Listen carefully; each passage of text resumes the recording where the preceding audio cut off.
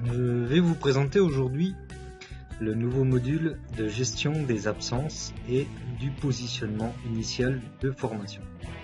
Pour cela, vous vous rendez dans une formation, vous allez dans le menu Heures et absences et vous avez à votre disposition trois menus, le PIF, les heures semaines et la synthèse.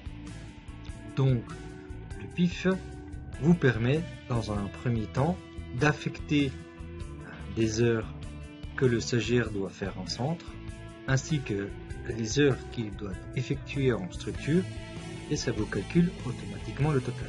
Vous retrouvez également ce positionnement dans l'onglet en formation et dans positionnement. Donc ça vous liste automatiquement les stagiaires, et je vous rappelle que pour un stagiaire soit en formation, il faut qu'il soit au préalablement validé en vert dans les candidatures et que son dossier soit OK.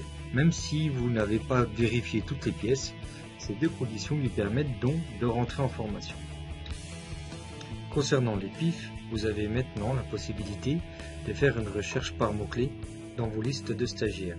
Vous avez aussi la possibilité, dans ce menu déroulant, d'afficher 10, 25, 50 ou 100 stagiaires en fonction de vos inscrits aux formations. Vous avez ici également automatiquement le nombre de pages, 1, 2, 3, Next Preview.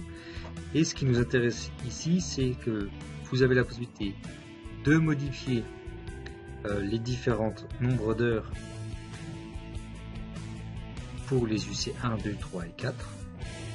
Donc on garde le même fonctionnement que précédemment, vous validez et là vous avez les mises à jour qui sont effectuées et on a aussi les mises à jour du PIF qui sont effectuées.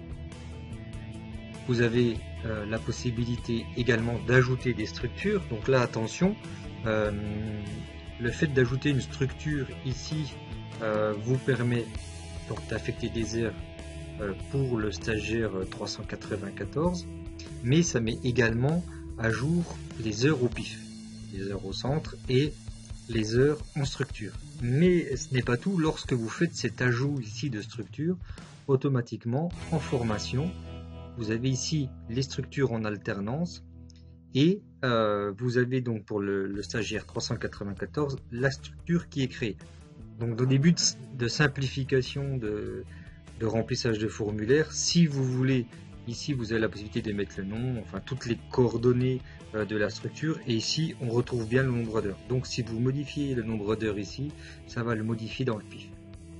Vous voyez que maintenant la base est carrément interactive. Donc revenons à notre PIF. Donc vous avez créé une structure.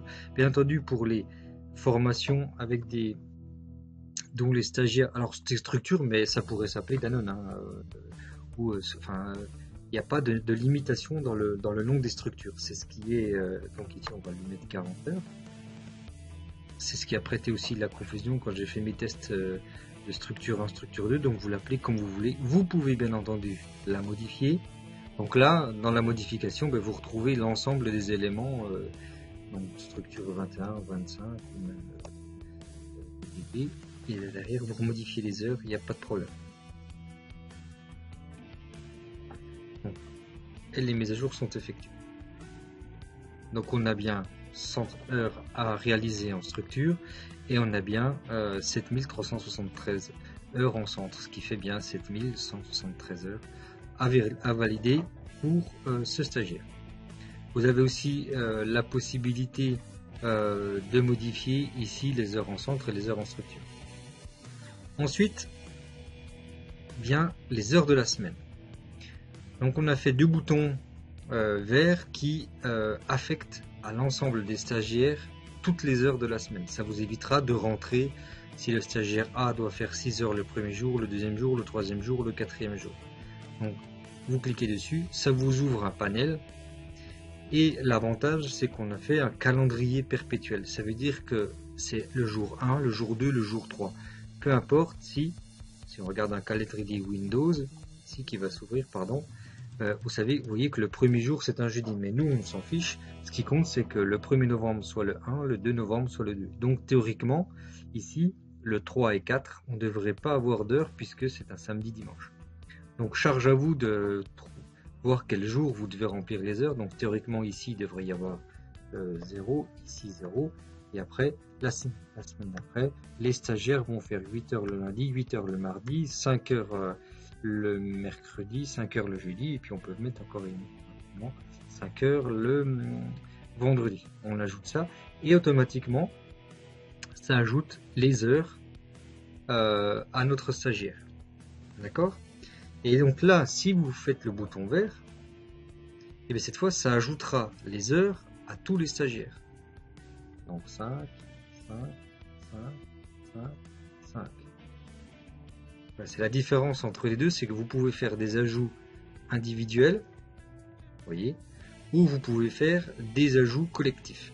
Donc c'est l'avantage de faire ce genre de manipulation. Ensuite, on a la même chose pour les présences en centre et en structure. Donc en structure, on fait de la même manière, mais simplement ça, je pense que vu les pratiques, ça va certainement être plus individuel. On a mis les retards en minutes. Et automatiquement, quand vous arrivez sur cette page-là, vous vous trouvez dans le mois en cours. Vous pouvez bien entendu changer, mais on essaie d'économiser les clics, c'est-à-dire que là, nous sommes en novembre. Au moment où on fait la vidéo, eh bien, vous vous retrouvez dans du novembre. Ensuite, c'est relativement simple, tout est modifiable. Pour les absences en centre, de la même manière, donc ça c'est individuel, eh bien, vous mettez que le jour 12, il était 5 heures absent. Elle se retrouve ici le 12 novembre. Et ensuite vient la synthèse. Donc dans la synthèse, vous retrouvez tous les mois de l'année avec le cumul des heures de présence en centre, de présence en structure, et on retrouve bien notre A, le mauvais élève, avec 130 minutes d'absence. Et ce qui fait que on a des sommes de 134 en total réalisées. Et ici, on incrémente, on décrémente le total réduit. Donc sur la vidéo, on a moins 16 puisqu'on n'a pas rempli comme il faut le pif pour AAA. Et vous voyez bien que sur le test juin, on a bien au total 7073 heures de prévu et on en déduit bien les 60. Donc vous avez votre effectif, votre taux horaire et le nombre d'heures réalisées en temps réel. Je vous remercie d'avoir suivi cette vidéo. À très bientôt. Au revoir.